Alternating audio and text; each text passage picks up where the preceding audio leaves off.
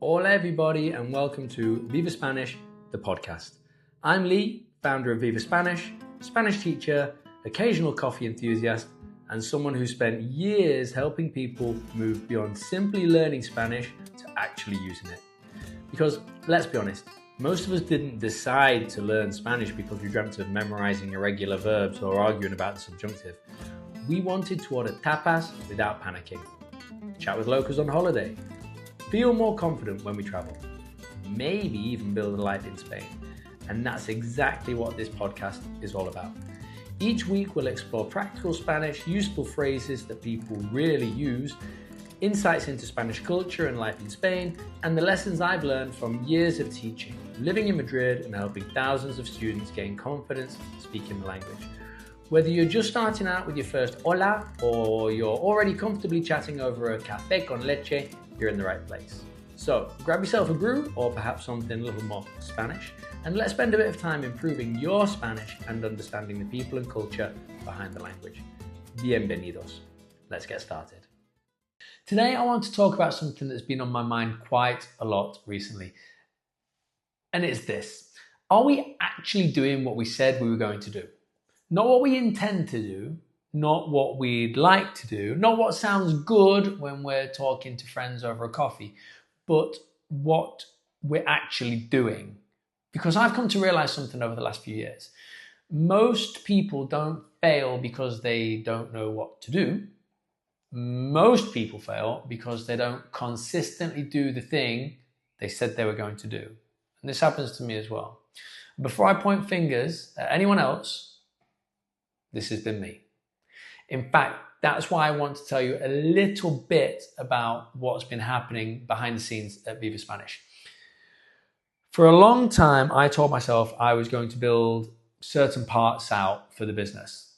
I was going to improve systems, create these automation models, improve marketing, build online courses, develop processes.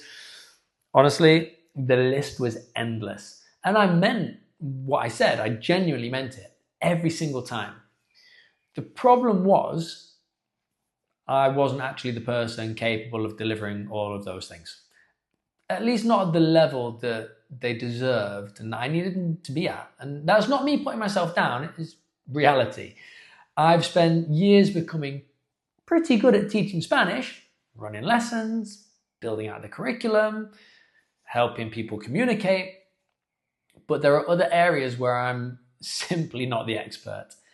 And that's where I think a lot of business owners are getting stuck. We keep trying to be everything. Teacher, marketer, IT department, strategist, salesperson, accountant, video editor, therapist, tea maker. I'm a good tea maker though. Cleaner. Something has to give eventually though. So I made a decision.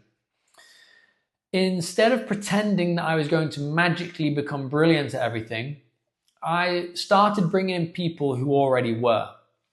So I started working with Mort as a business coach, somebody who can challenge my thinking, push me, hold me accountable, ask uncomfortable questions that I'd rather avoid, because sometimes that's exactly what you need. You don't need more motivation. You need accountability. And I've also started collaborating with Newman.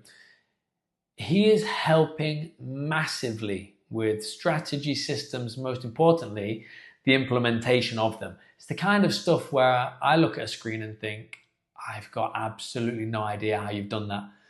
But somehow he makes it happen. And here's the important bit. Bringing these people in was not admitting defeat. It was admitting reality. I recognized the gap and I found people who could help fill it. That's where today's Spanish teaching point comes in. Now, here's a really useful phrase. It's poco a poco, little by little. You've probably heard it before, but I think people misunderstand it. Poco a poco doesn't mean do nothing and hope. It means take action, small action, but action, repeated action, consistent action until the thing becomes reality. Poco a poco.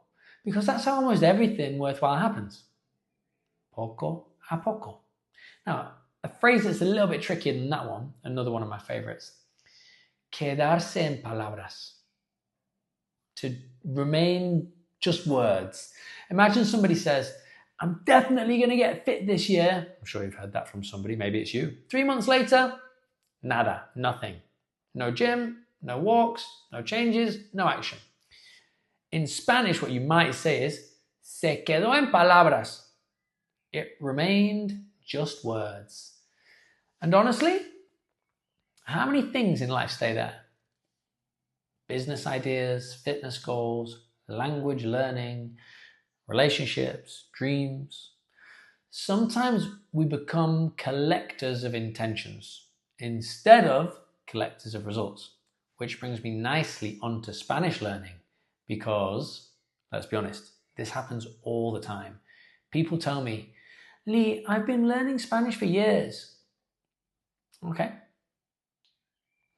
years. And then I ask, how often do you actually speak Spanish?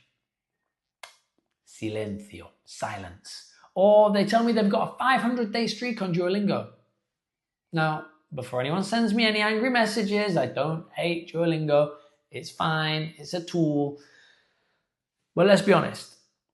If your goal was to speak Spanish, which I'm sure it was, and you've spent 3 years matching cartoon owls to pictures of apples, the question we need to be asking is, have you actually done what you said you were going to do? Or have you done something adjacent to it? Because they're not the same thing. Imagine I said, I'm running the London Marathon. And then every day I watched YouTube videos about running, bought new trainers, read books about running, followed runners on Instagram, but never actually ran. You would quite rightly say, Lee, you're not training. And yet that's exactly what many people are doing with languages. They consume, they prepare, they collect, but they don't speak. And speaking was the goal, which brings me to the trickiest of today's phrases. And again, yes, another one I love, and it's predicar con el ejemplo. To lead by example, to practice what you preach. Because eventually people stop listening to what we say and they start watching what we do. Your students, your children, your friends, your colleagues, even you. And that's why I wanted to make changes in the business, because I realized I couldn't keep saying, I'm going to build this. I'm going to improve that. I'm going to create this system, without taking meaningful action. At some point or another, you have to stop announcing your intentions and start creating evidence. So maybe that's the question I want to leave you with today. What promise have you made to yourself recently? Maybe it's Spanish. Maybe it's fitness. Maybe it's business. Maybe it's something completely different. Now ask yourself, honestly, have you actually been doing the thing?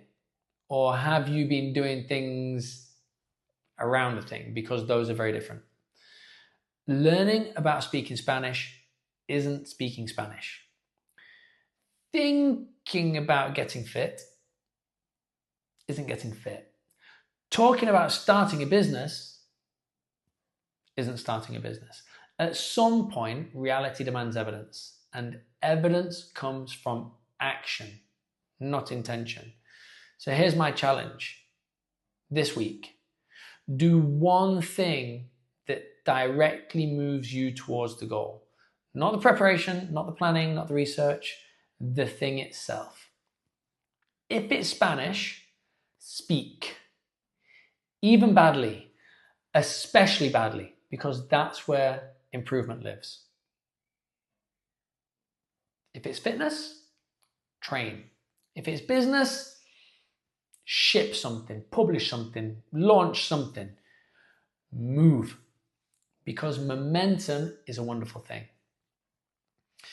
And momentum almost always starts with one uncomfortable action. Not a perfect action, one uncomfortable action. Anyway, those are my thoughts for today with a few Spanish phrases sprinkled in. So thank you for listening. Thank you for supporting Viva Spanish. And remember, the gap between who we are and who we want to become is usually much smaller than we think. It's just filled with a lot more action than most people expect. Pues nada, hasta la próxima. Just remember, nobody speaks Spanish fluently by waiting until they're ready. So order the coffee, start the conversation, make the mistakes, and enjoy the process. Thank you for spending this time with me. Como siempre, la próxima vez, más y mejor. Hasta luego.